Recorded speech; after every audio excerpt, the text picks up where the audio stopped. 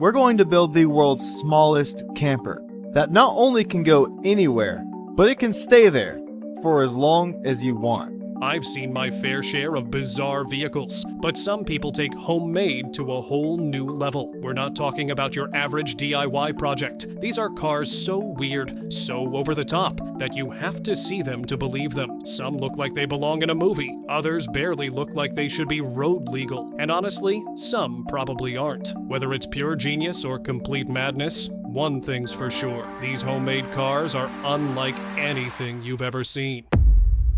And I have to start this video with one man's attempt at reinventing the automobile, the Tesla Cybertruck. And it is 100% trucking!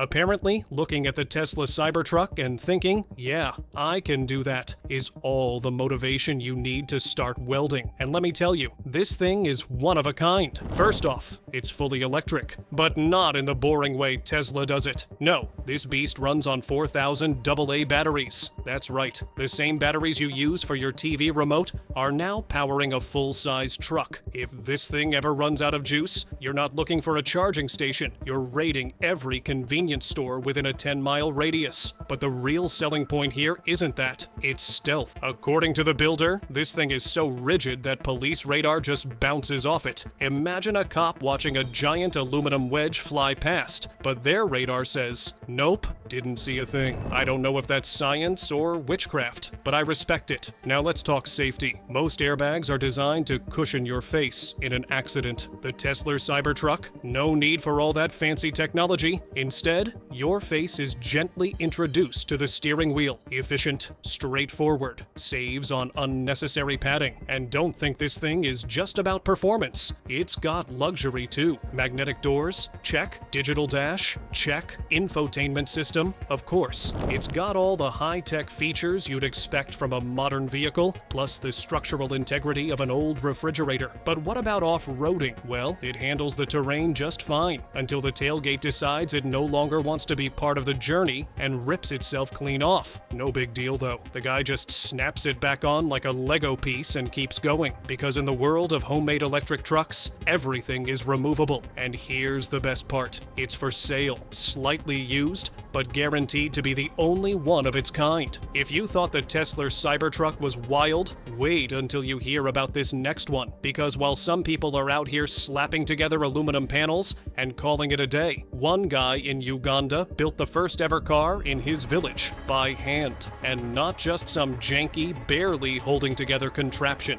Number this thing actually runs. Meet Alex, a self-taught engineer, a farmer, and the only guy in his village rolling up in a homemade whip, in a place where the main form of transport is bicycles. He looked at the cars in the city and said, I'm making one of those. Now, most people would laugh that off, but Alex, he got to work. Step 1, finding materials. Not exactly easy when you're out in the countryside. He had to farm to earn money for parts, hunt down scraps, and figure out how to build an entire car with nothing but determination and whatever tools he could get his hands on. He sketched out a plan, cut pieces, joined them together, and slowly, over 2 years, this thing started to take shape. And let's talk about the wheels. You think he just bought tires? Nope. He started with wooden ones. Because when you don't have everything you need, you build what you can. Trial and error, constant improvement. That's how this car became a reality. But the best part? The steering. When he finally got it to work. When the wheels turned as he moved the steering wheel, that's when he knew he had built something real. And the moment he drove it for the first time, pure joy. The guy was laughing,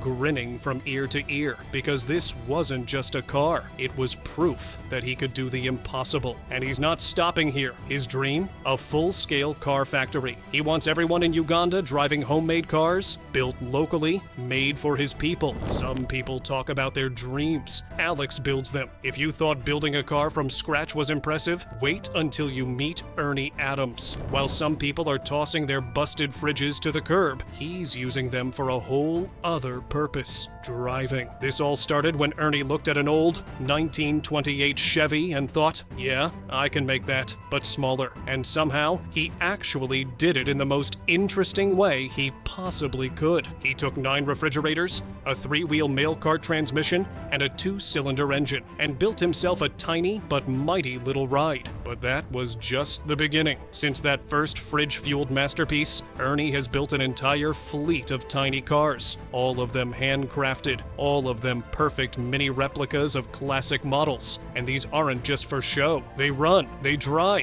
they even hit 100 miles per hour. That's right, a fridge doing highway speeds. One of his crown jewels is a 1949 Mercury Coupe, nicknamed Rebel Rouser. It took 5 years to build, and everything on it was made from scratch. The bumpers, handmade. The grille, handmade. The dashboard, the steering wheel, even the horn rim. Ernie built it all. And despite being a fraction of the size of the original, it still got all the classic features. A radio, heater, defrosters, glove box, and even a tiny trunk complete with a spare tire, jack, and 2 chairs. Because even in a refrigerator car, Ernie makes sure there's room for a date. And if you think he's in this for the money, think again. Ernie doesn't sell his cars. One guy offered him $450,000 for his Mini Mercury, and he still said no. The man turned down almost $500,000 for a tiny car, and he's still not done. His final project? A Tizen Keelan Caesar Nagy Oldsmobile Pie Wagon. Because why stop at making a fridge go fast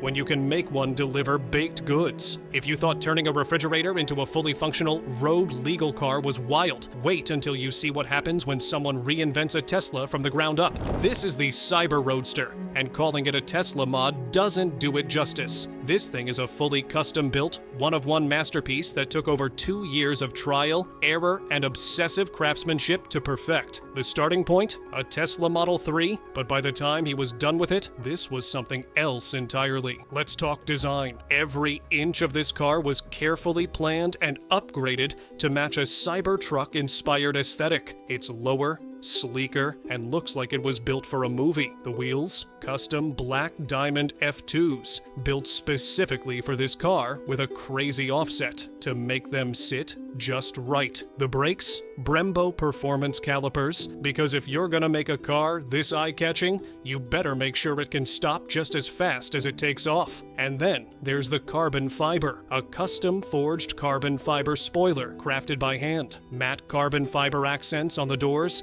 dashboard, and steering wheel, not overdone, just enough to scream premium. Speaking of the steering wheel, this thing has the plaid yoke steering wheel, and there's a reason for that. He dropped the seats 3 inches, which means a regular wheel would block visibility. Everything about this build is as functional as it is stylish. Inside, it's a statement in red. The seat covers, calipers, batteries, and even the subwoofer, all perfectly color matched for a bold, aggressive look. And it's not just aesthetics. The center console, upgraded. The door panels, reinvented. The infotainment system, full Tesla tech, with FSD autopilot that actually works. And when it hits the streets, people lose their minds. He's had people staring so hard they nearly crashed, because this isn't just a car, it's a rolling spectacle. It's the kind of build that doesn't just turn heads, it forces people to do double takes. But wait until you see what happens when someone takes a regular old Toyota and transforms it into something no one expected. Koenigsegg isn't just any supercar brand. This is next-level engineering, the kind of car that costs millions, shatters speed records, and makes even the best Ferraris look slow. So deciding to recreate one from the ground up? That's not a weekend project. That's a challenge most people wouldn't even attempt. But these guys, they went all in. First, they welded the entire frame themselves. That's not just throwing some metal together. That's precision engineering to make sure the car is both lightweight and structurally sound. Then, they hand-shaped the entire shell out of fiberglass. No shortcuts, no pre-made kits, just pure craftsmanship. And let's talk about those doors. If you know Koenigsegg, you know about the dihedral synchro helix doors. These aren't just regular supercar doors that swing up like a Lamborghini. These rotate outward and up in one of the most complex hinge designs ever created. And somehow, they replicated it in-house. With no factory schematics, no luxury brand resources, just skill, patience, and pure determination. But what's a Koenigsegg without that signature high-gloss finish? Yeah, they nailed that too. The red paint job is flawless. It's the kind of deep, mirror-like shine that makes the car look like it belongs in a billionaire's garage. And the final result? Undeniable. This is a proper supercar. The kind of build that has you questioning how a group of self-taught builders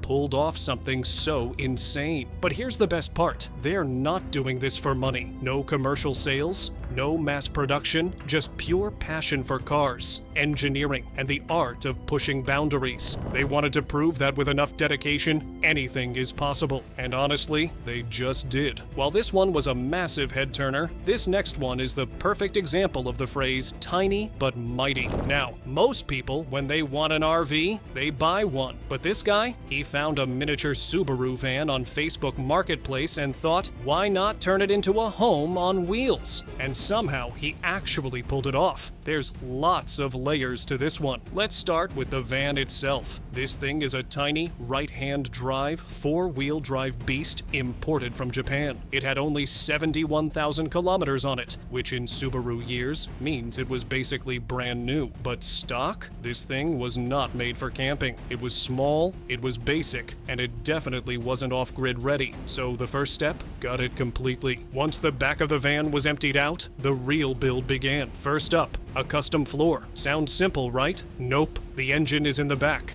meaning they had to carefully build around it while still making sure they could access it if anything broke down. That meant raising the floor slightly, which actually worked out, because now they had the perfect space to hide the electrical system and water tank. And speaking of water, this thing has a fully functional 21-gallon fresh water tank. That's enough for a shower every day for a week. Yes, a shower in the world's smallest camper, and not just a sad little trickle of cold water. No, they installed a hot water heater under the sink. But there's a catch. You get exactly 1 minute of hot water before it runs out. So if you're quick, you're good. If not, well, enjoy your ice bath. Inside, they built a full kitchenette complete with a microwave, refrigerator, and sink. They even custom built a wooden countertop using glued together 2x4s, a $2 project that somehow turned out looking like something straight out of a high-end camper. They added cabinet storage above, a backsplash, and even a TV. It's basically a tiny house, just on a van chassis. And let's talk power. Most campers need hookups, but these guys wanted full off-grid capability, so they wired up 220 amp hours worth of battery power, installed an inverter, and threw solar panels on the roof. On a sunny day, it can fully recharge itself in 12 hours. But just in case,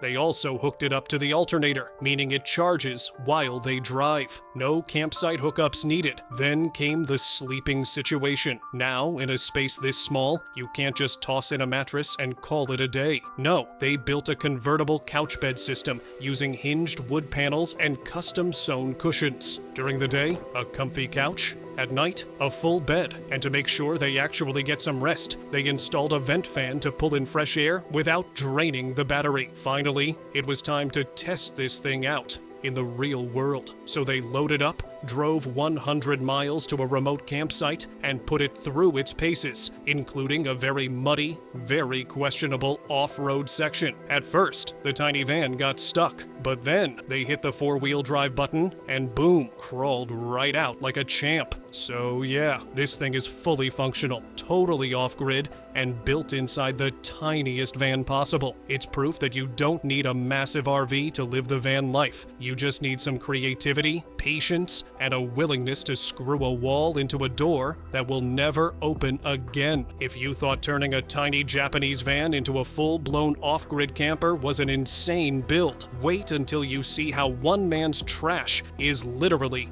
another man's treasure. Bugatti-level treasure. Bugattis aren't just fast. They aren't just expensive. These things start at $2 million and can go all the way up to $18 million. But when you don't have $18 million lying around, you do the next best thing. You go to a junkyard, grab a busted Pontiac G6, and start welding. At first glance, A Pontiac G6 seems like a terrible starting point. It's a basic, beat-up sedan, not exactly hypercar material. But here's the trick. It has nearly the same dimensions as a Bugatti. That means if you cut, weld, and stretch in all the right places, you can reshape it into something ridiculous. And that's exactly what this guy did. Step 1. Destroy everything. Before he could build a Bugatti, he had to tear the Pontiac down to its bare bones. Hours of smashing, ripping, and pulling later. The car was basically just an engine and a couple of seats sitting in a metal frame, but it still ran, and that's all he needed. Step 2. Rebuild the skeleton. This part was crucial. Using scrap metal from the junkyard,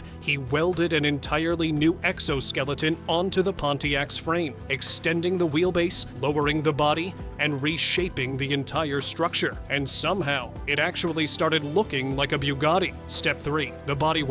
Here's where things got crazy. He used spray foam. Yes, spray foam to bulk out the car's shape, then cut, sanded, and sculpted it down until it had the exact contours of a real Bugatti. Once the shape was locked in, he covered the entire thing in fiberglass, turning the rough foam mold into a solid, car-worthy body. Step 4. Paint and interior. This is where the build really came to life. The final paint job? Signature Bugatti blue with black rear accents. The interior wrapped in leather and packed with electronics to make it feel like an actual luxury ride. After months of grinding, setbacks, and last-minute panic, he pulled it off. It may have started as scrap metal and a dream, but by the end, he had a car that looked every bit like a multi-million-dollar hypercar. Is it actually a Bugatti?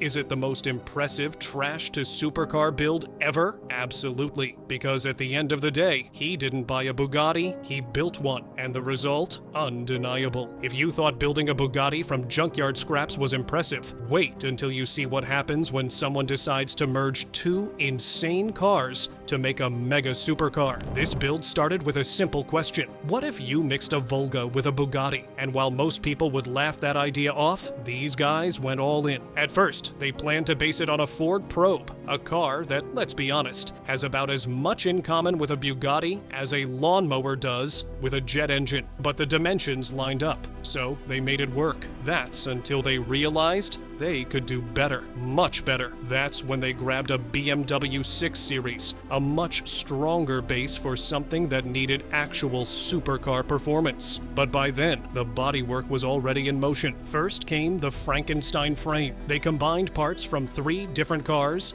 cutting, welding, and reshaping everything to create a structure that could actually support the Volga Bugatti hybrid body. The biggest challenge, however, was getting the proportions right. This wasn't just about slapping body panels together. Every inch had to be carefully sculpted to blend the two designs into one seamless machine. Then came time for building the body from scratch. This wasn't some bolt-on kit. This was full-on custom fabrication. They started with foam molds, carving out the perfect Bugatti-style shape before layering fiberglass and resin to create a durable, lightweight shell. Every panel, the hood, the fenders, the bumpers had to be painstakingly shaped, refined, and fitted to make sure it looked factory-made. But that's when they get to the most important part of it all, making it functional. A build like this isn't just about looking good, it has to work. That meant repositioning the fuel filler, modifying the cooling system, and reworking the entire rear radiator setup